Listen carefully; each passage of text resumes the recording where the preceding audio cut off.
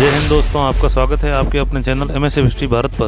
MSF history Bharat channel लेकर आया special series Bharat के वीरों की शौर्य गाथा, जन्म से लेकर शहीद होने तक की पूरी कहानी। स्पेशल सीरीज भारत के वीरों की शौर्य गाथा एपिसोड 21 में आज हम आपको बताएंगे परमवीर चक्र विजेता विक्रम बत्रा की पूरी कहानी। विक्रम बत्रा का जन्म 9 सितंबर 1974 को हिमाचल प्रदेश के पालमपुर में एक पंजाबी खत्री परिवार में हुआ था।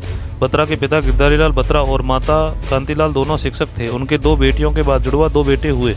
उन्होंने दोनों का नाम लव और कुश रखा। लव यानी विक्रम और कुश यानी विशाल। पहले डीएवी स्कूल फिर सेंट्रल स्कूल पालमपुर में दाखिला करवाया गया। सेना छावनी में स्कूल होने से सेना के अनुशासन को देखकर और पिता से देश प्रेम की कहानियां सुनने पर विक्रम में स्कूल के समय से ही देश प्रेम प्रबल हो उठा था। कक्षा 2 तक की पढ़ाई करने के बाद विक्रम चंडीगढ़ चले गए और डीएवी कॉलेज चंडीगढ़ में विज्ञान में स्नातक की पढ़ाई शुरू कर दी। इस दौरान वह एनसीसी के सर्वश्रेष्ठ कैडेट चुने गए और उन्होंने गणतंत्र दिवस की परेड में भी भाग लिया।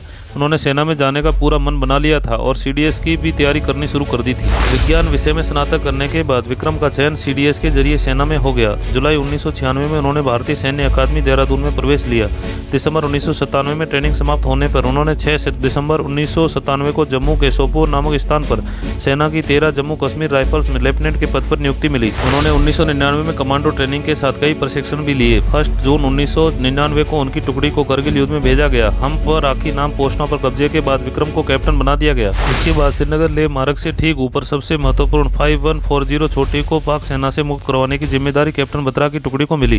कैप्टन बत्रा अपनी कंपनी के साथ घूमकर पूर्व दिशा की ओर से इस क्षेत्र की तरफ बढ़े और बिना शत्रु को भनक लगे उसकी मार्ग दूरी के भीतर तक पहुंच गए। कैप्टन बत्रा ने अपने दस्ते को पुनर्गठित किया और उन्हें दुश्मन के ठिकानों पर सीधे आक्रमण के लिए प्रेरित किया।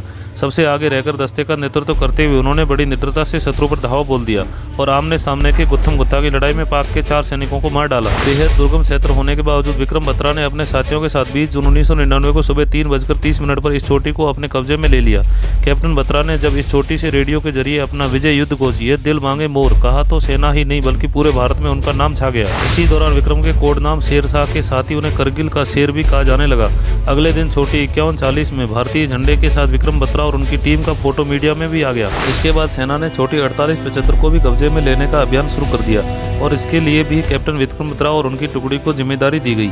उन्हें और उनकी टुकड़ी पर एक ऐसी संकरी चोटी से दुश्मन के सफाई का कार्य सौंपा गया जिसके दोनों ओर खड़ी ढलान थी और जिसके एकमात्र रास्ते की शत्रु ने भारी संख्या में नाकाबंदी भी की हुई थी। कार्रवाई को शीघ्र पूरा करने के लिए कैप्टन विक्रम बत्रा ने एक संकीर्ण पठार के पास से शत्रु ठिकानों पर आक्रमण करने का निर्णय लिया।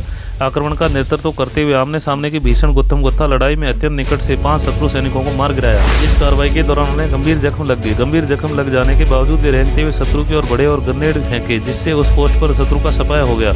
सबसे आगे रहकर उन्होंने अपने साथी जवानों को एकत्रित करके आक्रमण के लिए प्रेरित किया और दुश्मन की भारी गोलीबारी के बीच एक लगभग असंभव सैन्य कार्य को पूरा कर दिखाया। उन्होंने जान की परवाह न करते हुए अपने साथियों के साथ जिनमें लेफ्टिनेंट अनुज नायर भी शामिल थे कई पाकिस्तानी सैनिकों को मौत के घाट उतारा, किंतु जख्मों के कारण विक्रम बत्रा वीर गति को प्राप्त हो गए। उनके इस असाधारण नेतृत्व से प्रेरित उनके साथी जवान बदला लेने के लिए शत्रु पर टूट पड़े और शत्रु का सफाया करते हुए पॉइंट 4875 पर कब्जा कर लिया। इस अदम्य साहस और पराक्रम के लिए कैप्टन विक्रम बत्रा को 15 अगस्त 1999 को भारत सरकार द्वारा मरणोपरांत परमवीर चक्र से सम्मानित किया गया। इस प्रकार कैप्टन विक्रम बत्रा ने शत्रु के सामने अत्यंत उत्कृष्ट व्यक्तित्व, वीरता तथा उच्चतम कोटि के नेतृत्व का प्रदर्शन करते हुए भारतीय सेना की सर्वोच्च परंपराओं में से अनुरूप अपना सर्वोच्च बलिदान दिया। हमारे द्वारा दी गई जानकारी अगर आपको अच्छी लगे तो हमारे चैनल को सब्सक्राइब कीजिए, वीडियो को लाइक और शेयर जरूर कीजिए। जय हिंद।